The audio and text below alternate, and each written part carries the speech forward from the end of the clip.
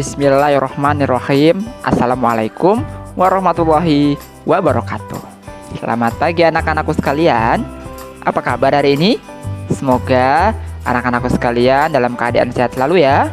Apa kabar ayah bunda? Semoga ayah bunda juga dalam keadaan sehat selalu ya. Nah, karena kita masih dalam masa pandemi COVID-19, hari ini kita masih belajar secara online. Tapi tetap semangat ya. Semoga, mari kita berdoa, semoga pandemi cepat berakhir sehingga kita dapat melakukan pembelajaran secara langsung. Nah, anak-anakku sekalian, hari ini kita belajar di tematik kelas 3, tema 6, energi dan perubahannya. Subtema yang kedua, perubahan energi, pembelajaran yang ke-6. Melanjutkan pembelajaran minggu lalu yang telah Bapak berikan ya. Nah, anak-anakku sekalian, sebelum kita belajar, alangkah lebih baiknya jika kita berdoa dulu ya, agar apa nantinya yang akan kita pelajari lebih mudah untuk anak-anakku sekalian pahami. Bapak pimpin doanya dari sini, anak-anakku sekalian mengikuti dari tempat masing-masing. Oke? Berdoa dimulai. Bismillahirrahmanirrahim. Raditu billahi rabba wa bil islami dina wa bi muhammadin nabiyya wa rasula rabbi zidni ilman warzuqni fahman. Artinya, kami ridhoi Allah Subhanahu wa Ta'ala sebagai Tuhanku, Islam sebagai agamaku, dan Nabi Muhammad sebagai Nabi dan Rasulku. Ya Allah, tambahkanlah kepadaku ilmu dan berikanlah aku pengertian yang baik. Amin ya robbal alamin. Bagaimana anak-anakku sekalian? Masih semangat dong belajarnya hari ini? Oke, sekarang kita belajar di tema 6 ya anak-anakku sekalian. Anak-anakku sekalian, silakan buka bukunya semuanya di tematik tema 6, subtema yang kedua. Tepatnya ada di halaman 96. Ayo kita mulai pembelajarannya.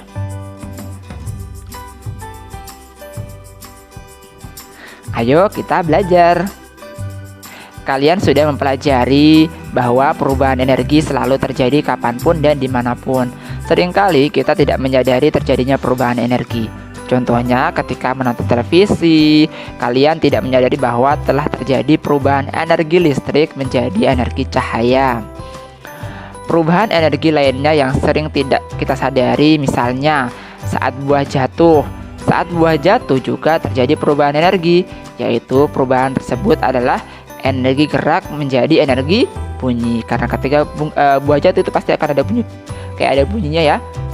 Kemudian perubahan energi adalah peristiwa yang setiap saat dapat diamati. Sekarang susunlah informasi perubahan energi mulai dari bangun tidur sampai kamu tiba di sekolah. Lihatlah tabel berikut. Nah, ini anak-anakku sekalian, sebentar lagi Bapak akan tampilkan sebuah tabel. Ini tabel peristiwa kegiatan yang biasa kita laksanakan ya, mulai dari pagi mulai dari kita bangun tidur sampai kita tidur kembali. Nah, ini ada tabelnya. Ada peristiwa atau kegiatan, kemudian ada perubahan energinya. Misalnya, menyalakan lampu kamar tidur. Perubahan energinya seperti apa? Yaitu perubahan energi listrik menjadi energi cahaya. Nah, selanjutnya anak-anakku sekalian, mari kita kerjakan sama-sama tabelnya ya. Misalnya peristiwa atau kegiatan menyalakan pompa air untuk mengisi di bak mandi. Perubahan energi apa sih yang terjadi ketika kita memompa air? Nah, jadi perubahan energi yang terjadi adalah perubahan energi listrik menjadi energi gerak. Selanjutnya, ibu memasak nasi menggunakan rice cooker. Perubahan energi apa yang terjadi ketika kita memasak menggunakan rice cooker?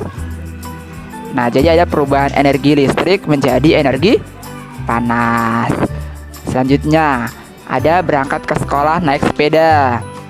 Nah, perubahan energi apa? Nah, perubahan energi yang terjadi adalah perubahan energi kimia menjadi energi gerak. Kenapa kok energi kimia?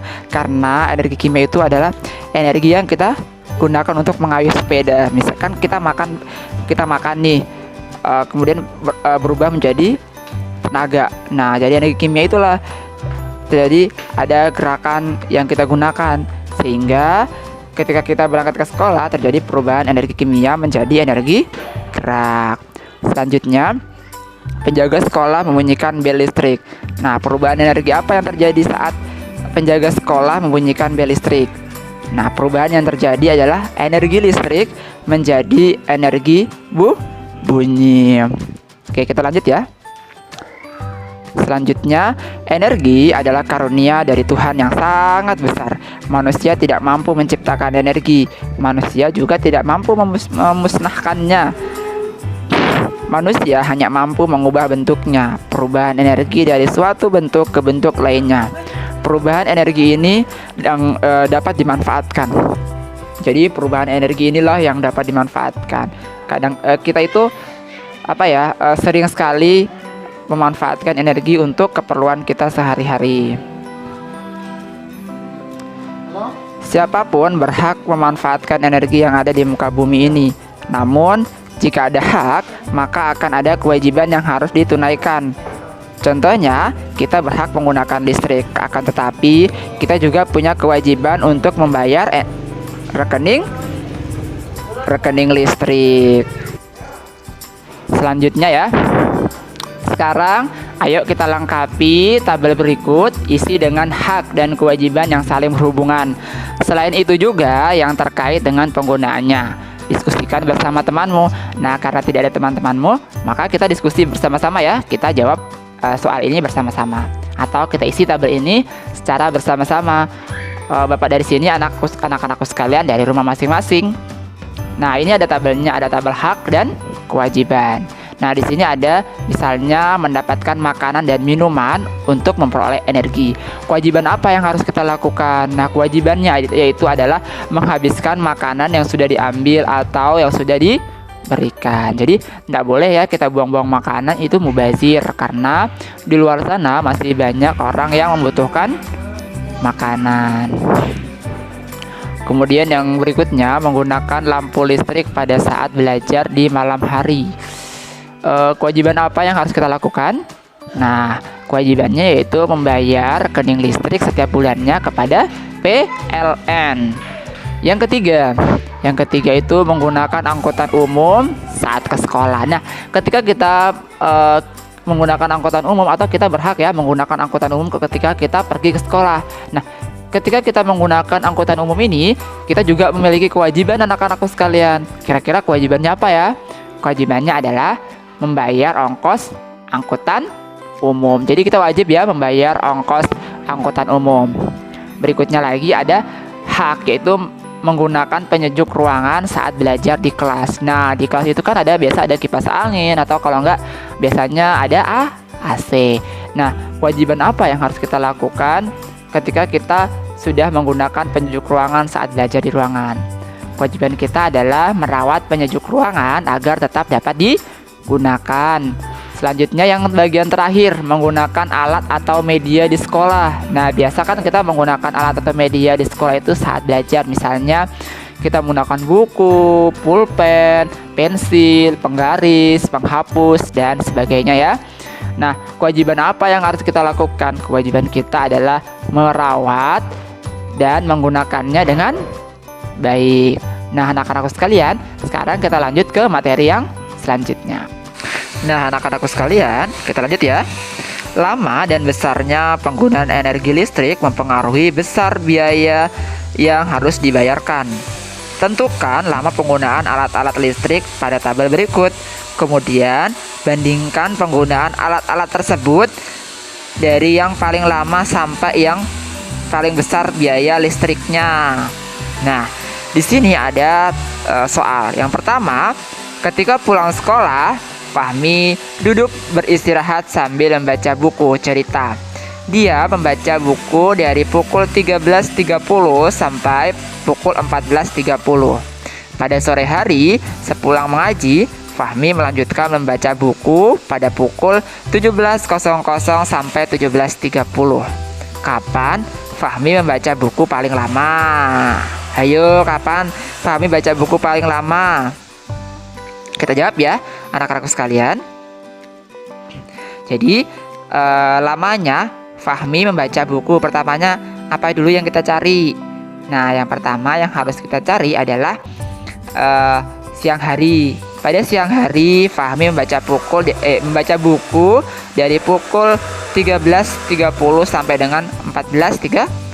Untuk mencari lamanya, maka kita akan kurangkan waktu selesai dikurang dengan waktu mulai. Maka kita akan kurangkan 14.30 dikurang dengan 13.30. 14.30 dikurang 13.30 adalah 0100, karena 0 dikurang 0 sama dengan 0, 3 dikurang 3 sama dengan 0, 4 dikurang 3 sama dengan 1, dan 1 dikurang 1 sama dengan 0. Jadi lamanya Fahmi membaca di siang hari adalah selama 1 jam. Kemudian pada sore hari Fahmi membaca buku lagi nih pada pukul 17.00 sampai 17.30. Lamanya waktu selesai dikurang dengan waktu mulai. 17.30 kita akan kurangkan dengan 17.00. 0 dikurang 0 sama dengan 0. 3 dikurang 0 sama dengan 3. 7 dikurang 7 sama dengan 0. Kemudian 1 dikurang 1 sama dengan 0. Jadi lamanya Fahmi membaca buku ketika sore hari adalah selama 30 menit. Nah, jadi kita lihat dulu mana sih waktu yang lebih lama. Jadi Fahmi membaca buku lebih lama adalah pada waktu siang hari, yaitu selama 1 jam. Nah, anak-anakku sekalian, itulah materi yang Bapak berikan pada hari ini. Untuk tugasnya, anak-anakku sekalian, silahkan kerjakan soal matematika di halaman 100, nomor 3 dan juga nomor 4. Tetap semangat ya dalam mengerjakan tugas hari ini. Ayah bunda, terima kasih banyak sudah mendampingi anak-anakku sekalian selama proses pembelajaran berlangsung. Nah, oke anak-anakku sekalian, Bapak akhiri pembelajaran hari ini dengan ucapan billahi taufik wal hidayah. Wassalamualaikum warahmatullahi wabarakatuh. Sampai ketemu di pembelajaran selanjutnya. Bye-bye.